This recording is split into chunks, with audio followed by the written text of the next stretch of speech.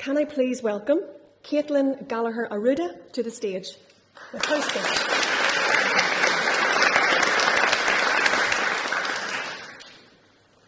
When you think of your home, Northern Ireland, what do you think of? When I think of Northern Ireland, my home, I think of the roaring fields of green that surround me. I think of all the history that surrounds me. But I also think of the violence and hate that surrounds me.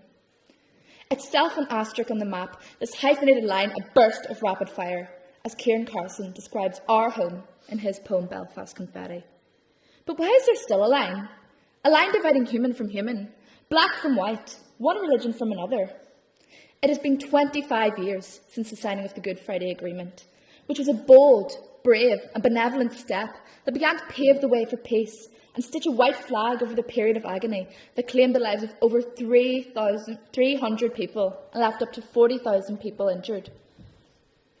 It's already been time for change. Decades have passed and still nothing has changed. I yearn for what our country could be, the island of justice, freedom and truth.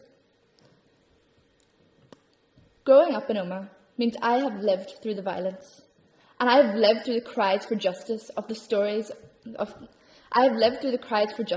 people who are haunted by the stories that affect our streets.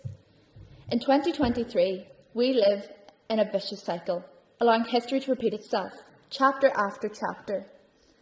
By 2048, I hope that our streets will be steeped in historical memoirs and stories, and that's all they will be. By 2048, I hope that all wrongs will be reconciled and forgiven, and all wrongs made right. By 2048, today's actions will have formed tomorrow's children. What will you choose? The heart of Northern Ireland is pulsing with culture, from languages to dancing, from literature to sports, from music to drama. When all of these gifts could unite us together in harmony, we allow them to divide us. I dream of a sanctuary where all of these gifts are seen for what they truly are, a credit to our country's heritage. Growing up in Northern Ireland as a mixed-race girl with an integrated religious background, I will admit it wasn't easy, but doesn't seem to be getting any easier for ethnic minorities in this country as the years go on. This is a matter I hold very close to my heart. As a victim of racial prejudice, a day hasn't passed where I haven't prayed for a more united, accepting society. But I will not stand by in silence and tolerate the racial abuse that has been accepted in this country for years. However, racism isn't our only social issue. In our villages, towns and cities, a silent killer lurks, taking over 200 victims from us every year without fail. Drugs pollute our environment. By 2048, I hope this country will provide its inhabitants with drug-free streets, efficient rehabilitation centres and mental health clinics that can be easily accessed.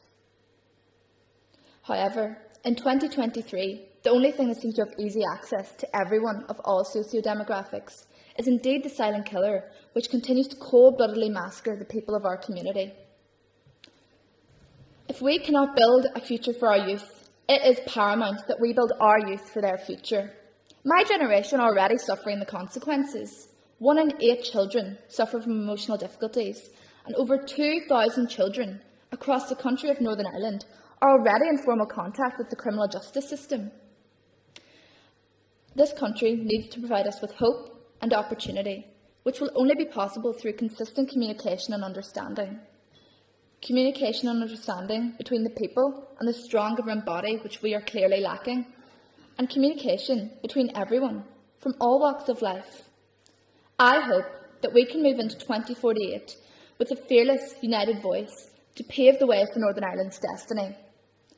So let's talk. It's already been time for change. When you think of Northern Ireland, our home, what do you want to think of? Our voices, our actions now, fuel me with hope for the future. In the words of Seamus Heaney, never fear, we may let the scaffolds fall, confident that we have built our wall.